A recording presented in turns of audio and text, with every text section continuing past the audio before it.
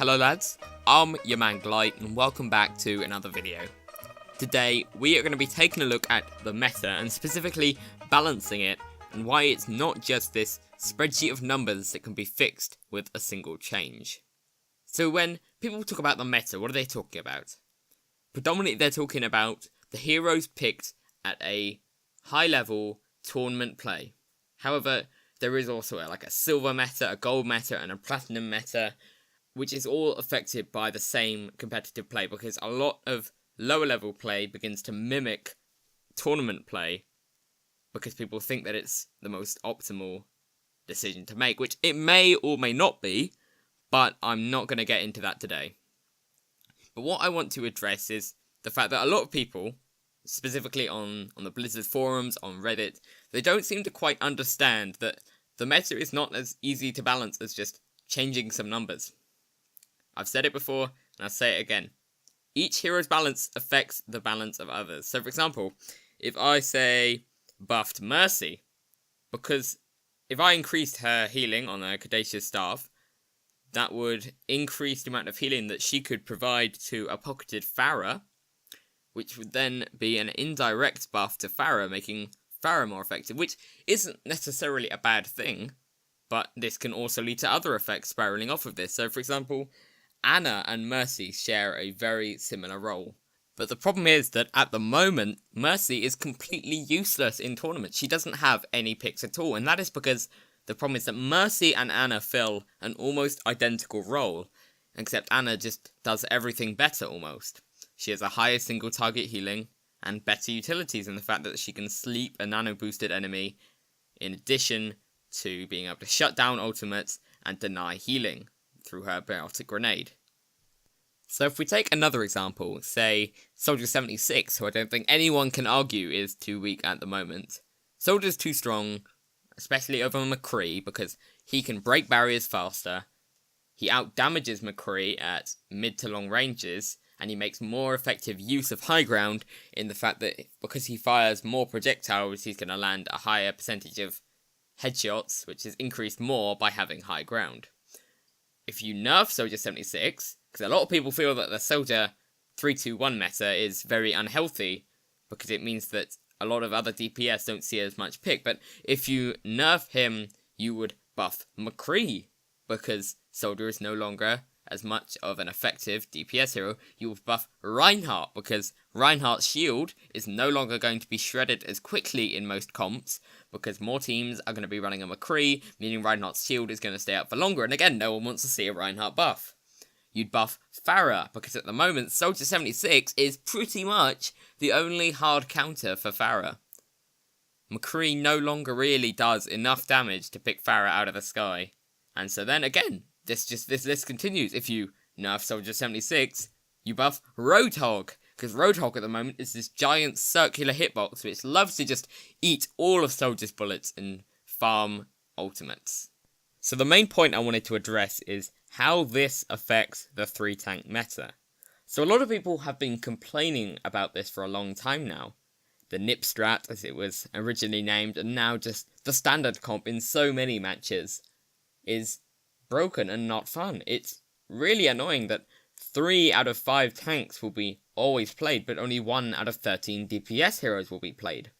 So I'm going to address the elephant in the room, and that is, what do I think is the solution for the meta and Overwatch as a whole?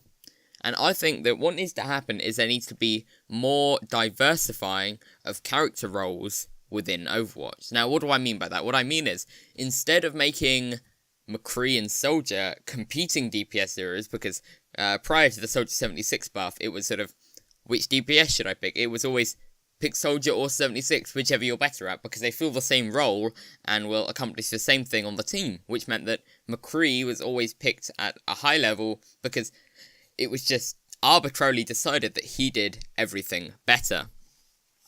So I think that Soldier 76's utility should be increased, but his damage should be brought down to what it was before. Or the other way round. Make McCree better for dealing with flankers, give him more utility, and in exchange, make Soldier do more damage overall, make him the more effective damage choice as it were to say. Another option that also works quite well is introducing heroes whose explicit purpose is to counter the thing you're trying to destroy. So, an example of this would be, in the PTR, for a while, Sombra was able to hack through shields. Now, this was later confirmed to be a bug by Jeff Kaplan and eventually removed, to the complaint of some, but that would be a debate for another day. But the thing about that is, for example, it would have made Reinhardt completely useless. It would have completely shifted him out of the meta just by Sombra existing. Even if she wasn't used, just the threat of a Sombra coming out to counter the Reinhardt would have been enough to make teams not pick her. Now, I don't think that would have been enough to shift the 3-tank meta out of existence, but that's just an example of how it can happen. So, for example, if the Doomfist hero, which has been hinted at for some time now in the posters on Numbardi, so for example, if he has some kind of ability which rips tanks apart, like even more than Reaper, say, because Reaper is supposed to be the tank buster, but at the moment he's in a bit of a bad spot because he loses to D.Va in a one-on-one fight, which should not happen and is bad, and I don't know how to fix it. Shh. But if Doomfist was an effective counter for 3 tanks, that would also bring 3 tanks out of focus. If that also happened, that would possibly lead to less protectionism happening around the soldier, which again would lead to a more healthier state of meta. But the problem is, it's incredibly difficult to anticipate what is going to happen when you make these kinds of changes. It's all very well and good for sort of your backseat Blizzard sitting on the Blizzard forums, whining about Widowmaker this or Soldier 76 that, but none of them have actually had really any experience with balancing games, and I know it's difficult. I've sort of briefly made forays into board game design, and it's insanely difficult to balance games. Seriously, it seems so easy when you see something that could, in your mind, be fixed by a mechanical nerf, would actually just completely throw off the balance of the meta. So, I hope that this hasn't rambled for too long, but overall, I think the point is that you need to stop hating on Blizzard. Blizzard have been absolutely fantastic with how they have managed Overwatch. They've been responsive. Jeff Kaplan has been great in communicating with the community. I mean, I haven't seen any other developer put out these sort of monthly developer updates to try and let the community know what's happening. That's fantastic. I really can't fault him, and I think we just need to sit back and let Jeff Kaplan do what he does best. Anyway, that's about all I've got time for today. If you love this video, make sure to drop it a like, and if you didn't like it, drop it a dislike. Anyway, I'll see you guys around. I'm out. Bye.